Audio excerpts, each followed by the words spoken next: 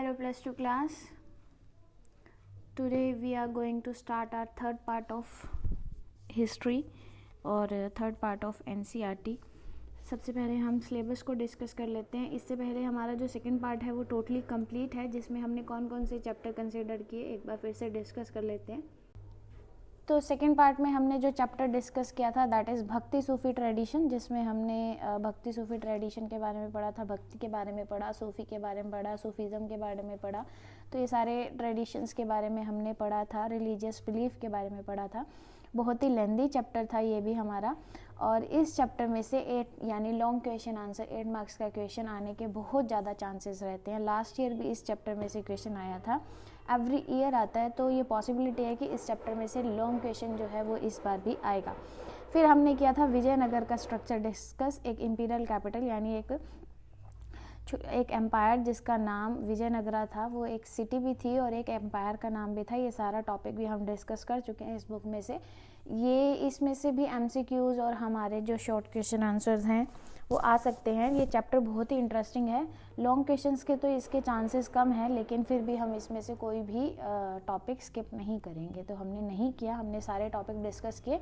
Learning में भी हम इसके पूरा का पूरा चैप्टर जो है इन्वॉल्व करेंगे. फिर हमने किया था मुगल्स कोर्ट के बारे में डिस्कस, यानी किंग्स एंड क्रॉनिकल. ये भी बहुत ही लेंदी चैप्टर था जो कल जाके फिनिश हुआ हमारा. और इसमें से भी लॉन्ग क्वेश्चन आंसर यानी 8 मार्क्स का क्वेश्चन आने के 99% चांसेस हैं. तो ये भी चैप्टर बहुत ही इंटरेस्टिंग और बहुत ही इजी है और हमने इसका भी कोई भी टॉपिक क्या कहते हैं मिस नहीं किया. ये भी हमने पूरा, वैसे तो हमने कोई भी टॉपिक किसी भी चैप्टर का मिस नहीं किया है, लेकिन इनमें से जो है बहुत ही इंपॉर्टेंट क्वेश्चंस हमारे बनते हैं और इसमें से MCQs भी बहुत सारे बनते हैं और लॉन्ग क्वेश्चन भी डेफिनेटली इस चैप्टर में से आएगा. लास्ट ईयर भी आया था. और अब हम बात करेंगे हमारी थर्ड बुक की. तो थर्ड बुक में जो इसका फर्स्ट चैप्टर है यानी थीम 10 है जो हमारी, वो हमने हाफ ही करनी है, यानी फर्स्ट और सेकंड टॉपिक ही हम इसका डिस्कस करेंगे. इसके सब टॉपिक्स वगैरह सारे डिस्कस करेंगे जो 257 पेज नंबर से स्टार्ट होकर 274 पे फिनिश हो जाते हैं. तो बस इतना ही जो चैप्टर है वो हमने डिस्कस करना है. मैं कोशिश करूँगी कि ये चैप्टर जो है ये 2 या 3 लेक्चर्स में नक्की हो जाए, निपट जाए हमारे, और आप लोग जो है वो फिर अपना फटाफट सिलेबस फिनिश करके रिवीजन की तरफ बढ़ें और प्रोजेक्ट वगैरह भी शुरू करें. और इसके बाद हमने पढ़ना है हमारा 11 थीम यानी chapter number 11 that is second chapter of this book, rebels and the Raj, जिसमें हम 1857 का रिवोल्ट पढ़ेंगे. बहुत ही इंटरेस्टिंग चैप्टर है. इस बुक के सारे 8 मार्क्स का लॉन्ग क्वेश्चंस आने के चांसेस इसके भी 99.9% हैं, क्योंकि लास्ट ईयर इसमें से भी आया था और मैंने जितने भी प्रीवियस ईयर के पेपर्स देखे हैं तो ये लॉन्ग क्वेश्चन इस चैप्टर में से आया भी हुआ है. भक्ति सूफी में से भी आया हुआ है एंड जो हमने लास्ट चैप्टर मुगल्स वाला किया उसमें से भी आया, और एक हमारा कॉन्स्टिट्यूशन में से भी लॉन्ग क्वेश्चन ज़रूर आता है. और फिर उसके बाद हमने चैप्टर डिस्कस करना है हमारा थीम 13 जो महात्मा गांधी और उनके नेशनलिस्ट मूवमेंट के बेसिस पे है. ये भी बहुत ही इंटरेस्टिंग चैप्टर है. मुझे बहुत इंटरेस्टिंग लगता है ये पार्ट बुक का, क्योंकि ये मॉडर्न हिस्ट्री से बिलोंग करता है और इसमें मेनली जो आते हैं रेवोल्यूशनरीज आते हैं और जो मेरे पर्सनली फेवरेट रहे हैं, और बहुत ही इंटरेस्टिंग चैप्टर्स हैं इस बुक के. उसके बाद हमारा जो है 15th chapter that is the last chapter of our syllabus and इसमें हम अपना कॉन्स्टिट्यूशन के बारे में पढ़ेंगे. बहुत ही मज़ेदार चैप्टर है ये भी, और इसमें हम ये सीखेंगे कि कॉन्स्टिट्यूशन को कैसे बनाया गया था, कौन कौन सी पार्टीज इन्वॉल्व थी, क्या क्या प्रोसेसेस को यूज़ किया जाता था, किसको नेशनलिस्ट कहा गया था, किसको नहीं. ये सारी बातें जो है हम इस चैप्टर में डिस्कस करेंगे और इसमें से भी 8 मार्क्स का यानी लॉन्ग क्वेश्चन आने के 99% चांसेस हैं. तो बहुत ही अच्छे से हमने ये चैप्टर भी डिस्कस करने हैं. जैसे हमने अपना पार्ट 1 और पार्ट 2 फिनिश किया था, वैसे ही हम अपना ये पार्ट भी अच्छे से फिनिश करेंगे. बस थोड़ी सी स्पीड पकड़ेंगे हम इनमें, क्योंकि बहुत ही इंटरेस्टिंग है, तो जल्दी जल्दी हो भी जाएगा ये chapters. So don't skip your lectures and do your work timely. Now we are going to start first chapter of this book यानी theme 10 that is colonialism and countryside. So ये हमारा चैप्टर 10 है और जिसका नाम है colonialism and the countryside, and this chapter is on page number 257 in your NCERT part 3 book. So colonialism का हमें मतलब पता ही है, कॉलोनीज का बनना.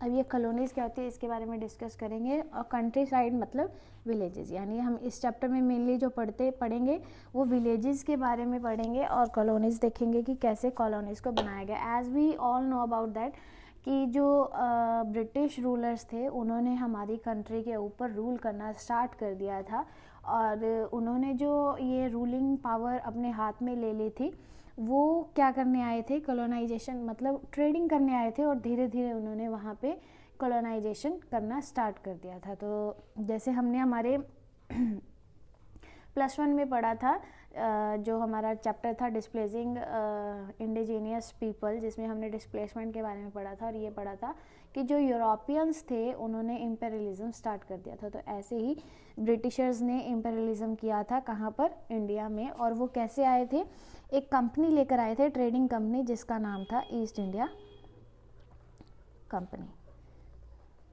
क्या नाम था, ईस्ट इंडिया कंपनी। एक कंपनी के थ्रू ये ट्रेडिंग करने आए थे। फिर इन्होंने देखा था कि धीरे धीरे जो इन्होंने देखा कि इंडिया के जो लोग हैं वो भोले भाले हैं, उन्होंने इनके ऊपर रूल करना स्टार्ट कर दिया था। तो उन्होंने, जब हम एक पर्टिकुलर एरिया के ऊपर अपनी रूलिंग पावर को ले लेते हैं या अपना कंट्रोल शुरू कर देते हैं, तो ऐसे ब्रिटिशर्स की लैंग्वेज में इस चीज़ को क्या कहते हैं, जो इन्होंने पर्टिकुलर एरिया के ऊपर कंट्रोल किया, दैट इज़ कॉलोनीज। तो वहाँ पे कॉलोनाइजेशन हो गया था ब्रिटिशर्स के द्वारा।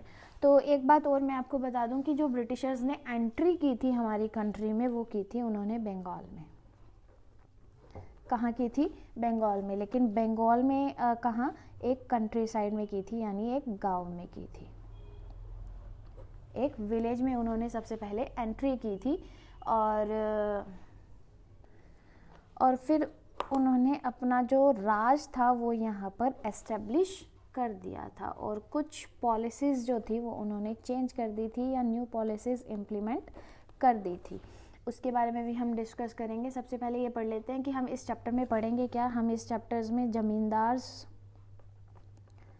ऑफ बंगाल के बारे में पढ़ेंगे। सेकंड, अगर हम राजमहल हिल्स की तरफ चलें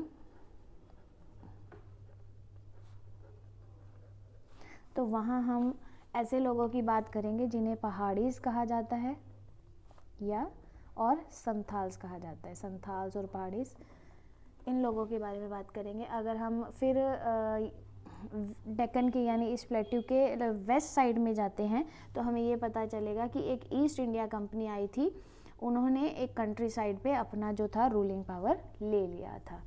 तो उन्होंने एक पॉलिसी को इम्प्लीमेंट कर दिया था। हम उस पॉलिसी की बात करेंगे, दैट इज़ रेवेन्यू पॉलिसी। क्या कर दिया था, रेवेन्यू पॉलिसीज़ को इम्प्लीमेंट कर दिया था। इस पॉलिसीज़ में क्या था कि जो भी लैंडलॉर्ड हैं, फार्मर्स हैं, उन्हें एक फ़िक्स रेवेन्यू जो है वो अपनी गवर्नमेंट को यानी ब्रिटिशर्स को पे करना होगा। क्या करना होगा, पे करना होगा। तो उन्होंने एक रेवेन्यू पॉलिसी एस्टेब्लिश कर दी थी कि उन्हें एक फ़िक्स रेवेन्यू जो है वो पे करना पड़ेगा, चाहे उनकी जो हार्वेस्टिंग है या उनकी जो क्रॉप है वो अगर किसी सीज़न में अच्छी निकलती है तब भी जो रेवेन्यू रहेगा वो फिक्स रहेगा, अगर वो हार्वेस्टिंग बैड निकलती है तो भी उनका रेवेन्यू क्या रहेगा, फिक्स रहेगा। तो इसकी वजह से उनकी जो डिफरेंट सेक्शंस थे उस एरिया के, उनकी जो लाइफ थी वो डे बाय डे चेंज हो रही थी। क्या हो रही थी, उनकी लाइफ पे बहुत ज़्यादा इफ़ेक्ट पड़ रहा था इस पॉलिसी की वजह से। तो जो रिचर थे वो और भी रिचर होते गए और जो पुअरर थे वो और भी पुअरर होते गए, यानी जो पुअर थे वो पुअरर होते गए और जो रिच थे वो और भी रिचर होते गए। तो ये इफ़ेक्ट जो था वो वहाँ पर पड़ रहा था, जिसकी वजह से जो बिग लैंडलॉर्ड्स थे उनके पास और लैंड आ रही थी और जो स्मॉल पीजेंट्स थे वो अपनी लैंड को छोड़कर चले जाते थे। क्यों? क्योंकि वो रेवेन्यू जो था यानी टैक्स जो था वो पे नहीं कर पाते थे, जिसकी वजह से उनकी जो लैंड है उनको कब्जे में कर लिया जाता था और उन्हें वो लैंड जो थी वो छोड़नी पड़ती थी। तो इस तरह का जो लॉ का इफ़ेक्ट पड़ रहा था वो वहाँ पर हो रहा था।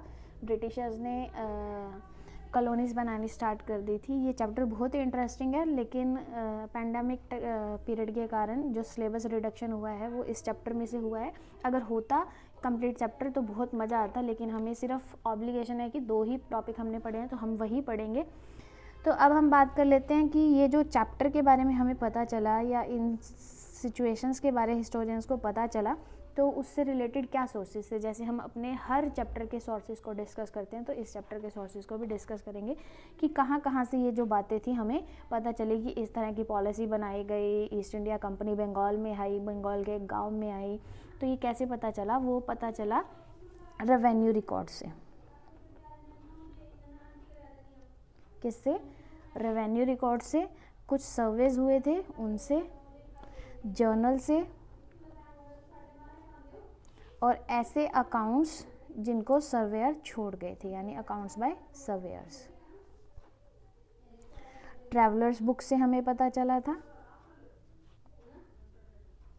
और ऐसी इंक्वायरीज या ऐसी रिपोर्ट जो इंक्वायरी कमीशन द्वारा तैयार की गई थी।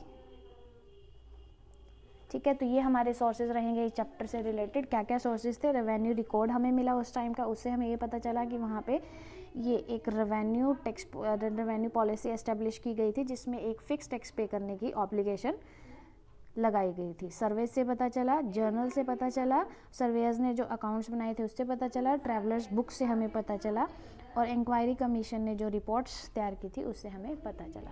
तो ये था आपका इंट्रोडक्टरी पार्ट। कल से हम ये चैप्टर जो है टॉपिक वाइज टॉपिक स्टार्ट कर देंगे, फटाफट करेंगे। And after discussing this topic, if you have any doubt please let me know, otherwise don't forget to do your work timely and don't forget to pray for everyone. See you in next video with your chapter. Till then, take care. Thank you.